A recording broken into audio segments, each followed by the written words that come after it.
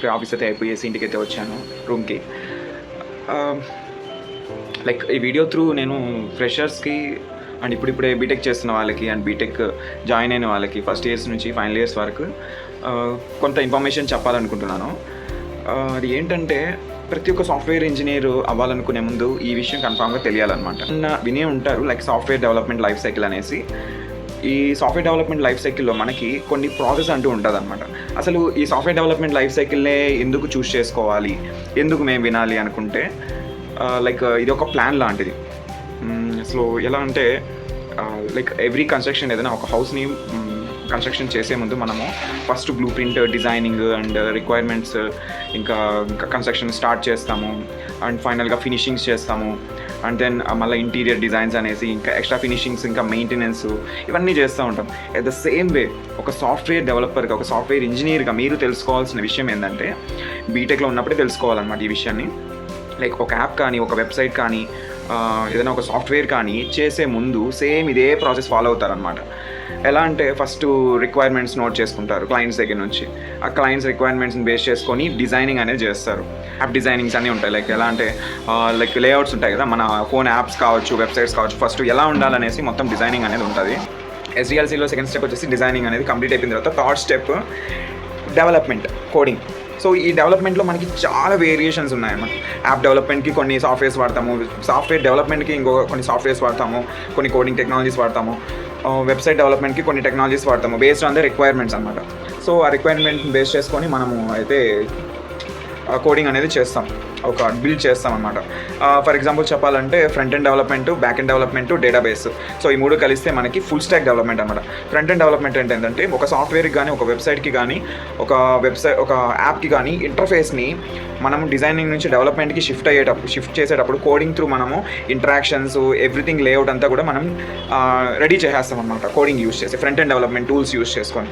డీటెయిల్గా చెప్పాలంటే మీకు వీడియో లెంతీ అవుతుంది అనేసి అనుకుంటున్నాను. బట్ ఫ్రంట్ ఎండ్ డెవలప్మెంట్లో మనకి మేజర్గా HTML, CSS అండ్ జావాస్క్రిప్ట్ ఈ 3 టూల్స్ వాడతారు.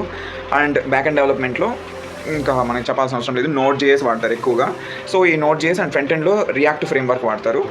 అండ్ ఇప్పుడు అప్డేటెడ్గా మనకి Next.js అనేది వచ్చింది. దాంట్లో ఏంటంటే కంప్లీట్గా front end and back end ఒకే దాంట్లో యూజ్ చేసుకోవచ్చు, యూజ్ అయ్యేలాగా మనం రన్ చేయొచ్చు. అండ్ ఇంకోటి ఏంటంటే డేటాబేసెస్కి మనము SQL వాడచ్చు, MongoDB వాడచ్చు. సో ఇలా మనము కోడింగ్ని ఇంక్లూడ్ చేసుకొని వెబ్సైట్కి కొన్ని టూల్స్ వాడతాము, సాఫ్ట్వేర్స్కి కొన్ని టూల్స్ వాడతాము బేస్డ్ ఆన్ టెక్ స్టాక్ అనమాట. సో ఈ టెక్ స్టాక్ని బట్టి మనము టూల్స్ అనేది సెలెక్ట్ చేసుకుంటాం. ఇది development part. Next testing part అనమాట. సో ఈ డెవలప్మెంట్ అంతా కంప్లీట్ చేసిన తర్వాత మనం కంప్లీట్ చేసిన ప్రోడక్ట్ని టెస్ట్ చేయాలి కదా. టెస్ట్ చేయకుండానే మనం లైవ్లోకి అయితే వదలం. సో అందుకని ముందుగానే టెస్ట్ చేస్తాం ప్రతి ఒక్క ఫంక్షనాలిటీని. బటన్ క్లిక్ చేస్తే మనకి ఇది మూవ్ అవుతుందా లేదా, వేరే డైరెక్షన్ అవుతుందా లేదా, రీడైరెక్ట్ అవుతుందా లేదా, ఫంక్షనాలిటీస్ పనిచేస్తున్నాయా లేదా, యాడ్ టు కార్ట్ పనిచేస్తుందా లేదా, ఎవ్రీథింగ్ మనం టెస్ట్ చేస్తాం అన్నమాట. టెస్ట్ చేసుకున్న తర్వాత టెస్టింగ్, ఈ QA అనేసి ఆటోమేషన్ ఇవన్నీ కంప్లీట్ అయిన తర్వాత దెన్ ఇది మనకి డిప్లాయ్మెంట్లోకి వెళ్తుంది. సో వన్స్ ఈ డిప్లాయ్మెంట్లో కూడా చాలా వేరియేషన్స్ ఉన్నాయి. అజ్యూర్లో డిప్లాయ్ చేస్తారు, వర్సల్లో డిప్లాయ్ చేస్తారు, నెట్ఫ్లీలో డిప్లాయ్ చేస్తారు, AWSలో డిప్లాయ్ చేస్తారు. సో ఇలా చాలా వేరియేషన్స్ ఉన్నాయన్నమాట. డిప్లాయ్ చేసిన తర్వాత లైవ్లోకి వెళ్ళిన తర్వాత సర్వర్లోకి దాన్ని అట్లే వదిలేయకూడదు, అట్లీస్ట్ అది మెయింటైన్ చేయాలి కంపల్సరీగా. సో ఎలాగైతే మన ఇల్లు కట్టిన తర్వాత ఆ ఇల్లుని మనము ఇంటీరియర్ డిజైన్ చేసేసి ఇంకా పర్మనెంట్గా మనం ఇంట్లో ఉన్నా కానీ ఆ ఇంటిని మెయింటైన్ చేసుకుంటూ ఉంటాం, కరెంట్ బిల్స్ కట్టుకుంటా, మంచి అప్పుడప్పుడు పెయింటింగ్స్ వేసుకుంటా, ఇలా మెయింటైన్ చేస్తూ ఉంటాం.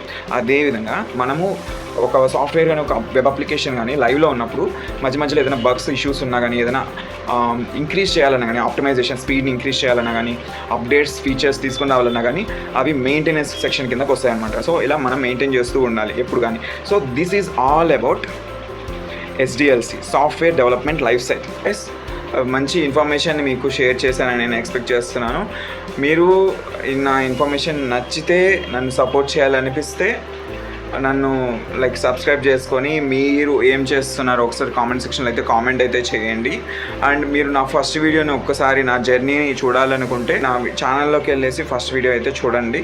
ఒకసారి మీకు ఒక ఐడియా అనేది వస్తుంది హూ ఐ యామ్ అనేసి. Thank you guys.